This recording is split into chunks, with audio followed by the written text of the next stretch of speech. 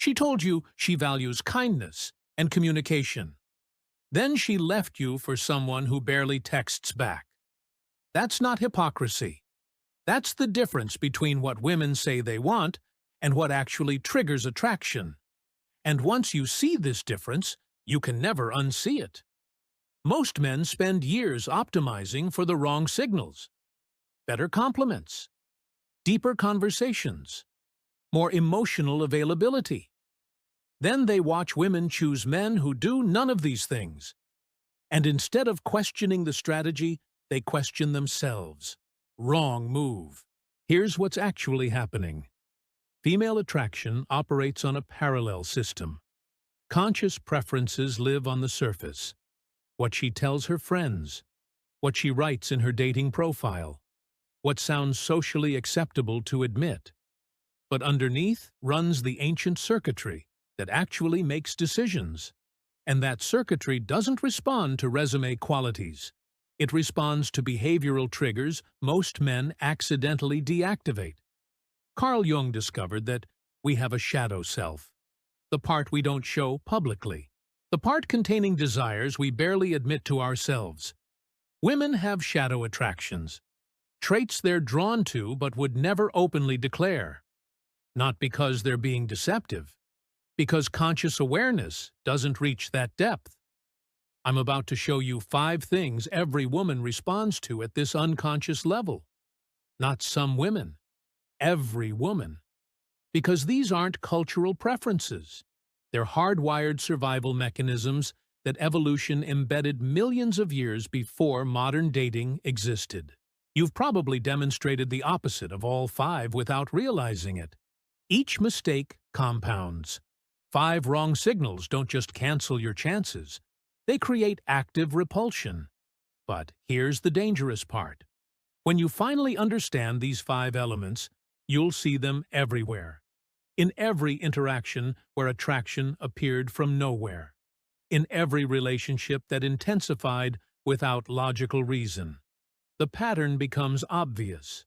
Robert Greene teaches that power is amoral. It exists independent of whether we approve of it. Same with attraction.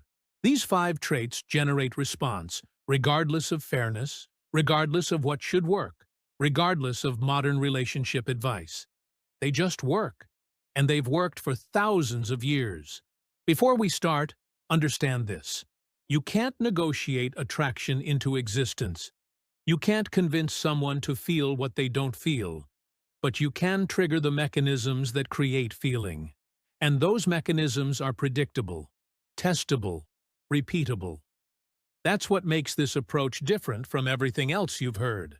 The first trait appears in every culture across history, from ancient civilizations to modern cities. Women respond to it immediately. Most men demonstrate the opposite within the first conversation. Once you see what it is, you'll understand why your past interactions unfolded exactly the way they did. Subscribe now, because each of these 5 traits builds on the previous one. Miss one and the others won't work. Get all 5 right, and you'll notice shifts in how women respond to you within days. Not weeks, days. Comment clarity if you're ready to see what most men refuse to acknowledge about how attraction actually functions. Let's begin with the trait that determines whether you even get considered. The filter that separates attractive from invisible. Most men fail this test in the first 30 seconds without knowing the test exists. Trait 1. Selective attention. She's talking. You're nodding at everything. Agreeing constantly. Showing how deeply you're listening. How engaged you are. How much you value her perspective. And with every nod, attraction drops. Not because listening is bad, because unconditional validation is poison. Here's the mechanism. The human brain assigns value through resistance. What comes easily holds less worth than what requires effort. This isn't opinion. This is fundamental psychology. Daniel Kahneman's research on valuation shows we consistently overvalue what we had to work for and undervalue what was given freely. When you validate everything she says, you're communicating something she feels but you don't intend. That her approval matters more than your standards. That you're willing to agree just to maintain her interest. That you need this interaction more than she does. All of this registers unconsciously. And unconscious registration determines attraction. Selective attention means your focus has conditions. You engage deeply with substance and withdraw from superficiality. You validate earned insight and ignore empty statements. You give energy when the conversation goes somewhere and remove it when it circles nowhere. This creates something most men never establish. Psychological tension. Tension is not conflict. Tension is the space between receiving validation and having to earn it. When women realize your attention isn't automatic, it becomes valuable. When they notice you'll disengage if the interaction lacks depth, they raise their effort. Not consciously, instinctively. Machiavelli understood that love and fear cannot coexist, but respect requires the possibility of withdrawal. In attraction, respect requires knowing you'll walk away from low-quality interaction. Not dramatically, not with anger, just calmly redirecting your energy elsewhere. Let me show you what this looks like practically. She makes a surface-level comment about something trivial. Most men enthusiastically respond, asking follow-up questions, showing maximum interest. Wrong move.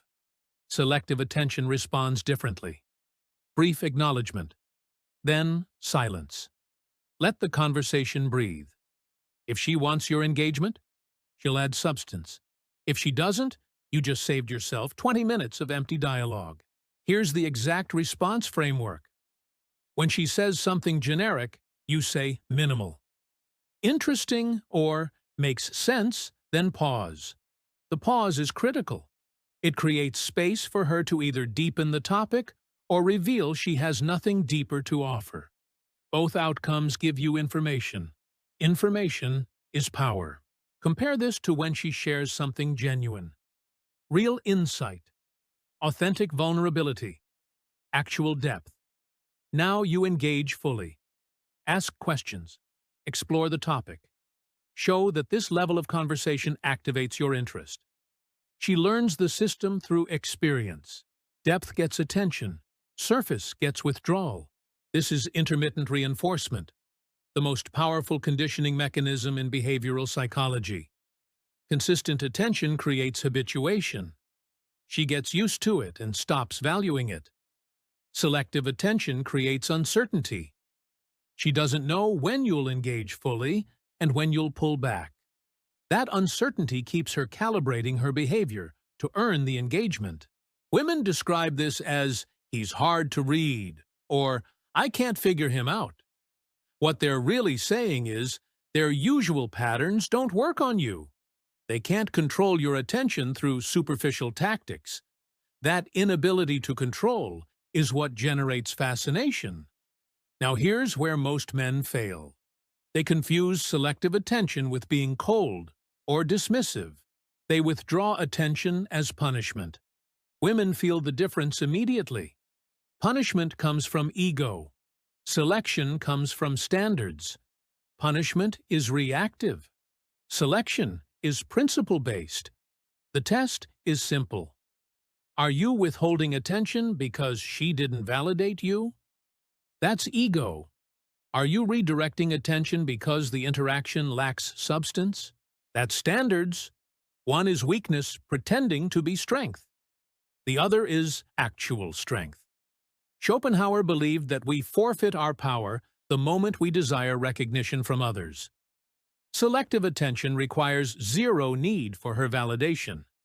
You're not withdrawing to make her chase. You're withdrawing because empty interaction doesn't serve you.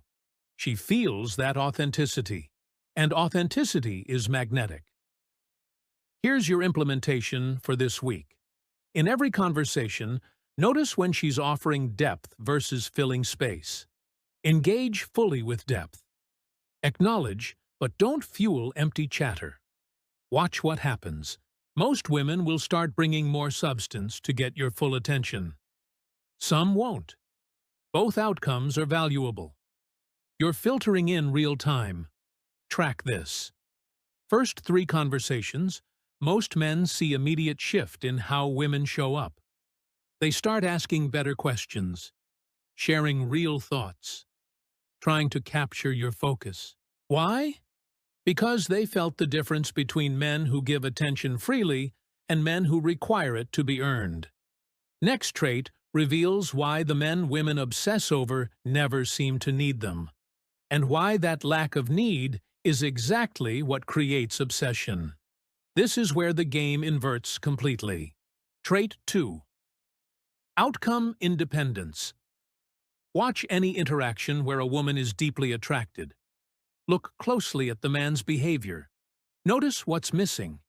He's not trying to make anything happen, not forcing connection, not steering toward a specific outcome. He's present without attachment to where it goes. That detachment is what makes him irresistible. Outcome independence means you genuinely don't need the interaction to succeed. You're not there to get her number, secure a date, or prove your worth. You're there because the conversation is happening, and you're engaged with it. The moment it stops being engaging, you're comfortable ending it. No resentment, no disappointment, just movement. This sounds simple but requires internal work most men skip. Because underneath outcome dependence is a deeper issue. The belief that romantic success determines your value, that getting chosen validates you, and rejection diminishes you. As long as that belief operates, outcome independence is impossible. You'll always be subtly performing for approval. Epictetus taught that freedom comes from wanting nothing outside your control. In dating, the only thing outside your control is her response. The moment you need a specific response, you lose freedom. And losing freedom means losing attraction. Because need is repulsive and abundance is magnetic. Here's what outcome dependence looks like in practice. You meet someone interesting. Within minutes, you're calculating. Is this going well? Does she like me? Should I ask for her number now or wait? Every micro decision is filtered through, will this help me get the outcome I want? She feels that calculation. It creates pressure. Pressure kills attraction. Outcome independence looks different. Same interaction. You're engaged when the conversation flows. You're comfortable with silence when it pauses. If she seems uninterested, you're fine ending it. If she's highly engaged, you don't escalate just because you can. You're responding to what's actually happening, not what you want to happen. The difference is subtle, but women detect it instantly. One man is trying to win something. The other is simply experiencing something. Trying creates tension for her. Experiencing creates tension in her.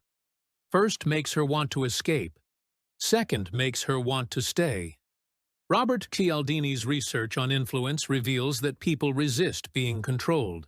The moment someone senses you're trying to control an outcome, resistance activates. Outcome independence removes that pressure. There's nothing to resist because you're not pushing toward anything. This creates safety. And in safety, attraction can actually develop. Now here's the paradox that breaks most men's minds. Outcome independence increases the likelihood of getting the outcome you wanted, not because you're using reverse psychology, because you removed the pressure that was preventing it. Women relax. When they relax, they feel. When they feel, attraction has space to emerge. Think about the interactions where you felt zero pressure, where you genuinely didn't care what happened. Maybe you were already in a relationship. Maybe you were about to leave the city. Maybe you were just having a good day. And outcome didn't matter. Those interactions probably went better than the ones where you tried hard. That's not coincidence. That's mechanism. The mechanism is simple. When you need nothing, you bring your best self. No performance, no pretending, No strategic behavior, just authentic presence. And authentic presence is rare enough to be attractive by default. Most people are performing constantly. The person who isn't stands out immediately. Nietzsche said, "Whoever fights monsters should see to it that in the process, he doesn't become a monster." In dating, whoever pursues attraction should see to it that he doesn't become needy. Need is the monster that destroys the very thing you're pursuing. Here's the practical test. Imagine the interaction ending right now. No number exchanged, no plans made, nothing progressing. How does that feel? If it feels fine, you're outcome independent. If it creates anxiety, you're still attached. Attachment is what you need to dissolve. Dissolution doesn't happen through pretending you don't care. It happens through building a life so full that any single interaction is just one small piece. When your validation comes from your purpose, your friendships, your growth, your discipline, then romantic interactions stop carrying the weight they used to. They become lighter, and lighter is more attractive. I worked with a trader named Marcus. High-stress job. Every dating interaction felt like another negotiation he had to win. Women felt that energy and withdrew. We changed one thing. Before every date, he reminded himself this outcome means nothing to his actual life. Just one conversation among thousands he'll have. That shift removed his need to control it. Within 2 weeks, 3 women asked him out. He didn't change his appearance or status. He changed his internal relationship to outcome. The next trait is about what you communicate when you're not speaking, and why silence from a strong man is louder than words from a weak one. Trait 3. Comfortable silence. Most men panic in silence. They feel pressure to fill every gap with words, jokes, questions, anything to keep conversation moving. That panic is exactly what kills attraction. Because comfortable silence communicates something words never can. That you don't need validation to feel secure in your own presence. Here's what's happening psychologically. When silence appears, insecurity interprets it as failure. Something must be wrong if we're not talking. Better fix it. Better restart conversation. Better prove that this interaction is going well. That frantic energy is what women feel. Not the silence. Your discomfort with it. Confident men sit in silence easily. They don't interpret gaps as problems requiring immediate solutions. They allow space to exist. And in that space, women often reveal more than they would in structured conversation. Because silence creates psychological pressure that genuine thoughts rush to fill. Carl Jung understood that the meeting of 2 personalities is like contact between chemical substances. If any reaction occurs, both are transformed. But reaction requires space. Constant talking prevents reaction. It keeps everything on the surface, where nothing meaningful can develop. Silence gives depth permission to emerge. Watch how this plays out. You're on a date. Conversation reaches natural pause. Most men immediately launch into new topic. So, what do you do for fun? Or, have you traveled much? Random questions designed to prevent silence. She answers, but nothing deepens because you never gave the previous topic space to breathe. Alternative approach. Conversation pauses. You sit with it. Maintain eye contact. Let silence exist for 5 seconds, 10 seconds. She might restart conversation herself. She might sit with it too. Either way, you demonstrated something. That you're comfortable in your own presence even when nothing is happening. That comfort is attractive because it's rare. Silence also serves another function. It reveals investment levels. The person who breaks silence first is usually the person more uncomfortable with uncertainty. If you consistently break silence, you're revealing that you need the interaction to keep moving. If she consistently breaks it, She's revealing investment. Both data points are valuable. Baltasar Gracian wrote that the wise man does at once what the fool does finally. In conversation, the fool eventually learns that silence builds tension. The wise man uses silence deliberately from the start. Tension is attraction's foundation. Without tension, there's comfort, but no pull. Silence creates pull. Here's the exact application. When conversation naturally pauses, count to 7 in your head before speaking. If she speaks first, you just learned she's more invested than you thought. If you reach 7 and she hasn't spoken, then you restart. But restart with depth, not surface questions.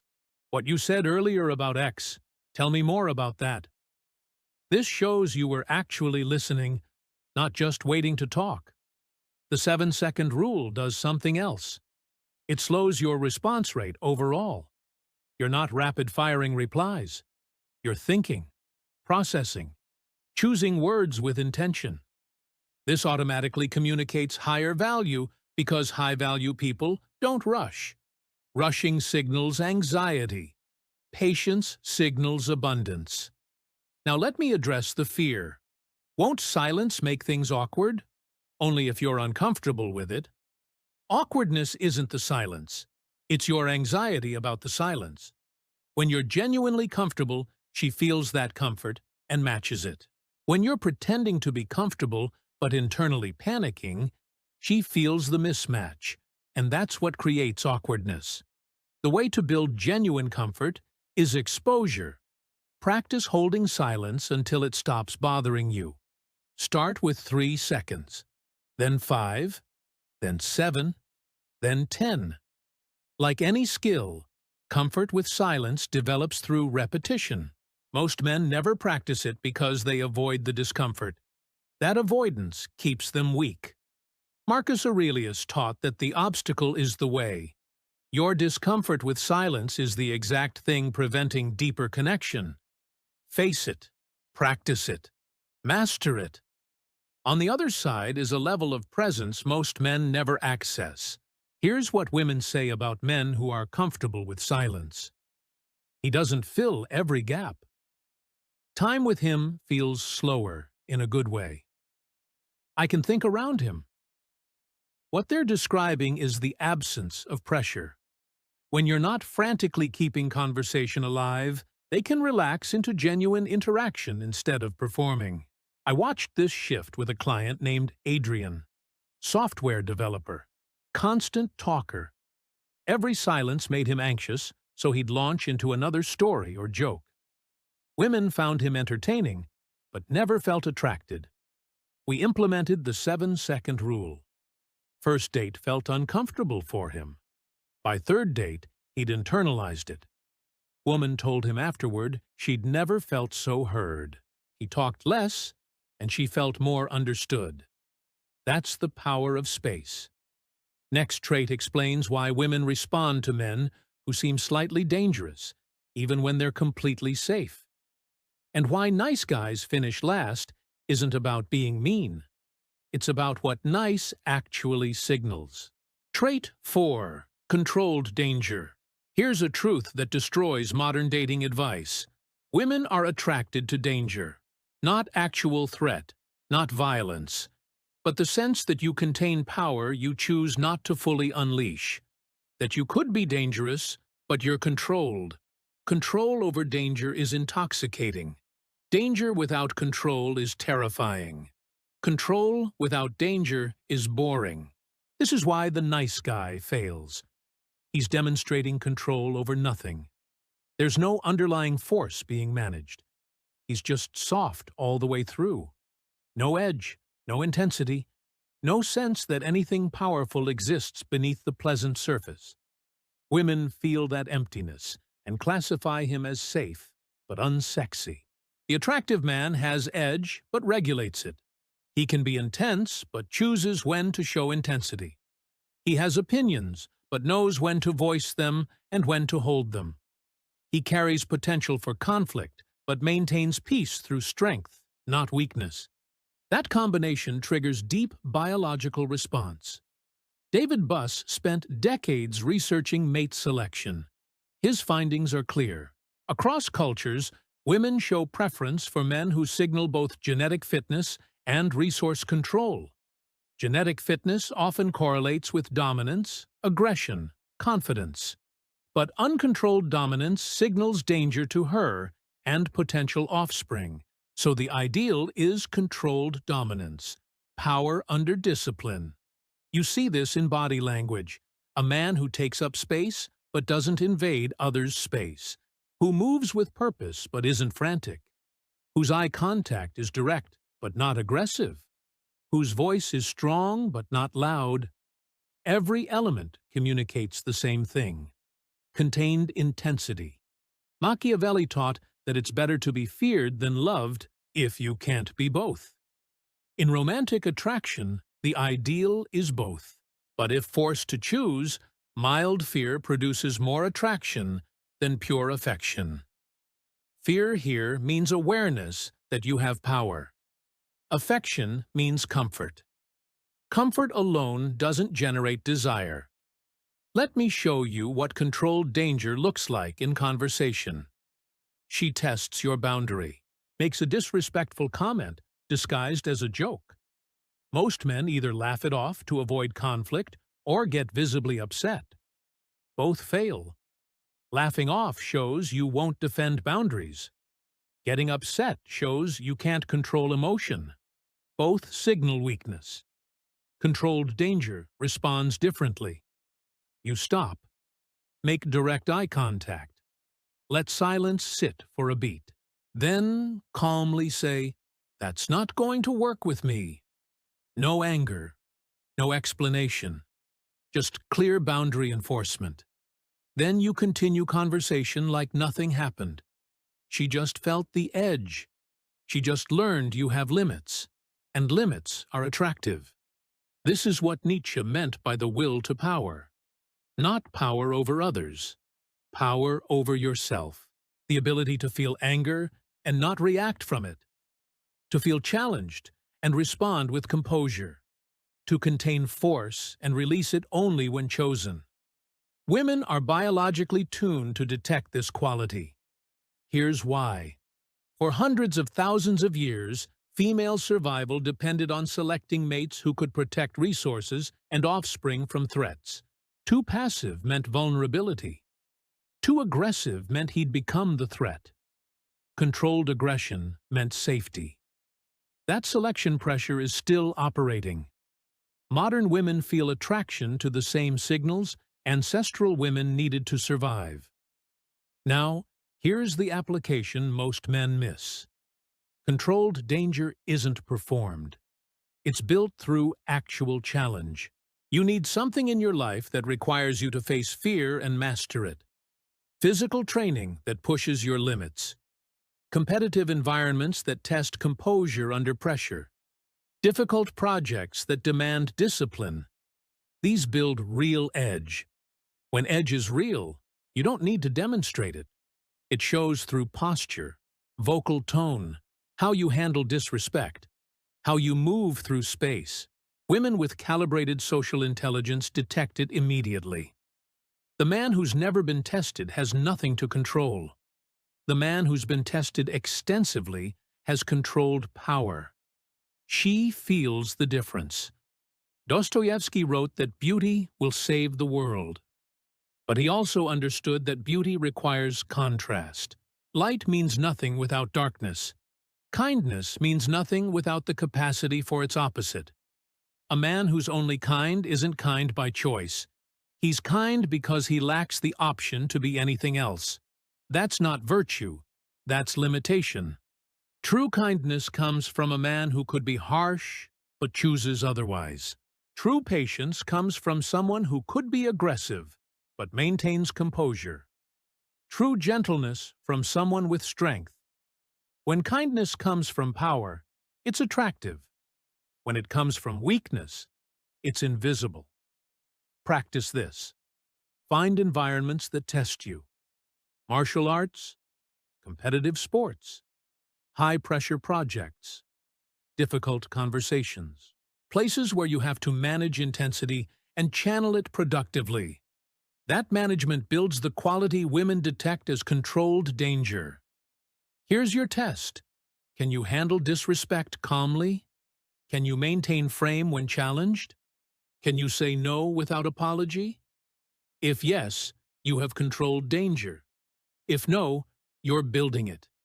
Both are fine. Awareness is the first step. Final trait determines everything that came before it. Without this, the other four don't matter. With it, they combine into something undeniable. Trait 5. Unreactive presence. Every woman tests. Not consciously, not maliciously, but tests happen in every interaction. She says something provocative to see if you'll react emotionally. She pulls back to see if you'll chase. She creates uncertainty to see if you'll seek reassurance. These aren't games. These are subconscious evaluation mechanisms determining whether your frame is real or performed. Unreactive presence means you don't take the bait. She creates emotional stimulus. You remain centered, not because you're suppressing feelings, because you're not allowing external events to determine your internal state. That's the difference between reaction and response. Reaction is automatic. Response is chosen. Robert Greene teaches the law of strategic absence. In power dynamics, the person who needs less controls more. In attraction, the person who reacts less attracts more. Because reaction reveals dependence. What you said affected my emotional state. That dependence is what kills polarity. Let me show you what this looks like. She sends a message that could be interpreted as disinterest, cool, or maybe, or delayed response after previously being engaged. Most men's minds immediately spiral. What did I do wrong? Is she losing interest? Should I double text? That internal reaction then drives external behavior that proves her test. Unreactive presence processes it differently. She sent low-effort message. Noted. Now you match that energy. You don't analyze it. You don't create stories about what it means. You simply respond to reality. Low effort gets low effort. High effort gets high effort. You're a mirror, not a chaser. This is what Sun Tzu meant by responding to circumstances as water responds to terrain. Water doesn't fight the rock. It flows around it. You don't fight her behavior. You flow with it. She pulls back. You give space. She leans in. You engage. You're not trying to control her actions. You're responding appropriately to whatever she presents. Women describe men with unreactive presence as solid, or unmovable, or grounded. What they're sensing is someone whose emotional state isn't controlled by external validation. That stability is magnetic because most people are emotionally volatile. They spike with praise and crash with criticism. The man who remains steady regardless becomes an anchor. Schopenhauer believed that a calm demeanor is the only advantage the wise have over fools. In dating, it's the only advantage you need. Because calm in the face of tests communicates everything. That you've been tested before. That you're not desperate for this specific outcome. That your value doesn't depend on her validation. All of this registers unconsciously and drives attraction. Here's the mechanism. When you react emotionally to her behavior, you're communicating that her actions control you. That gives her power but removes attraction. When you respond calmly regardless of her behavior, you're communicating self-control. That maintains your power and increases attraction. Power imbalance creates polarity. Polarity creates pull. The practical application requires internal work. You need to catch yourself in the moment, between stimulus and response. She says something that would normally trigger emotion. Pause. Notice the emotion. Feel it. Then choose your response independent of it. That gap is where freedom lives. That gap is what makes you unreactive. Epictetus taught this 2,000 years ago. We're disturbed not by events, but by our views of events. Her behavior is just behavior. Your interpretation creates the emotional response. Change the interpretation, and the response changes. Better yet, remove interpretation entirely.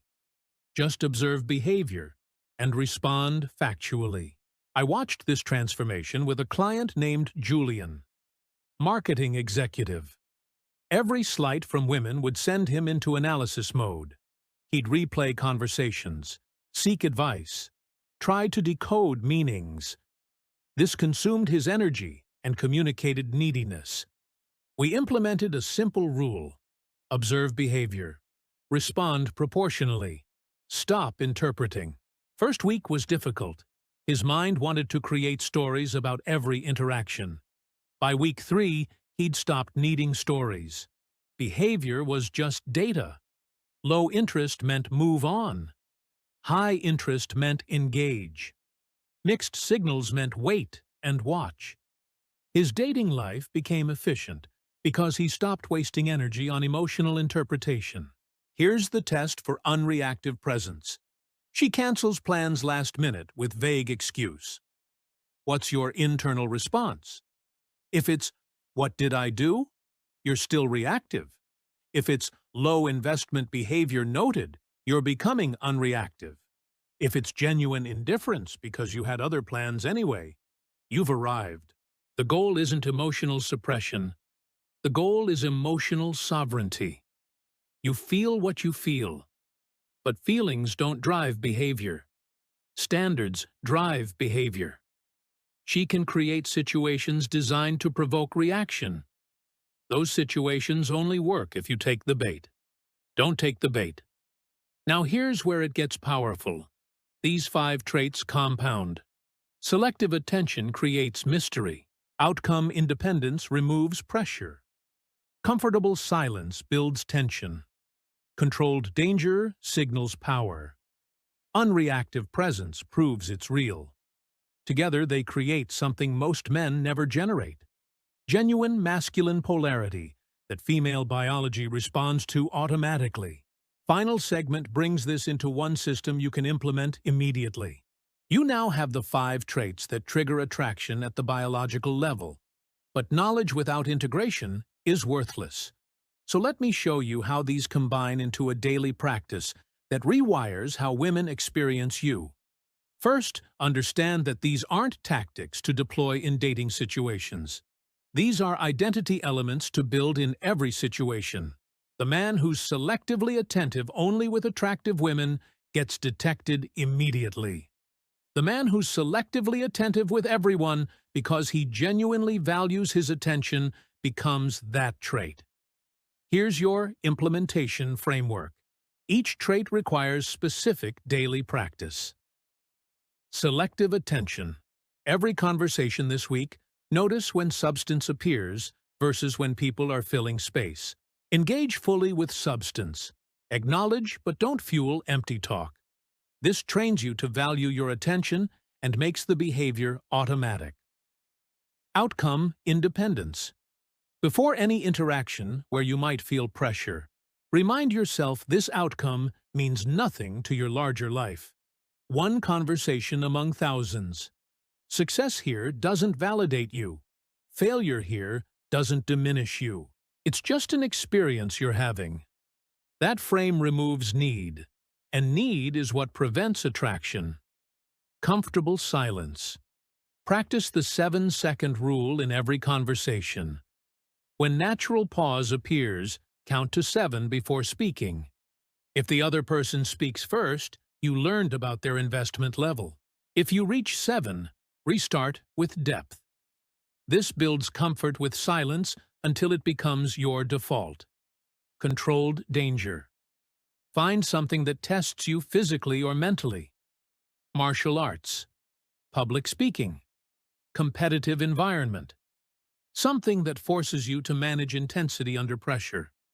That management builds real edge, which shows up in how you carry yourself. You can't fake this, you have to forge it. Unreactive presence. When someone tries to provoke emotional reaction, pause before responding. Notice the emotion. Feel it. Then respond from your standard, not your feeling.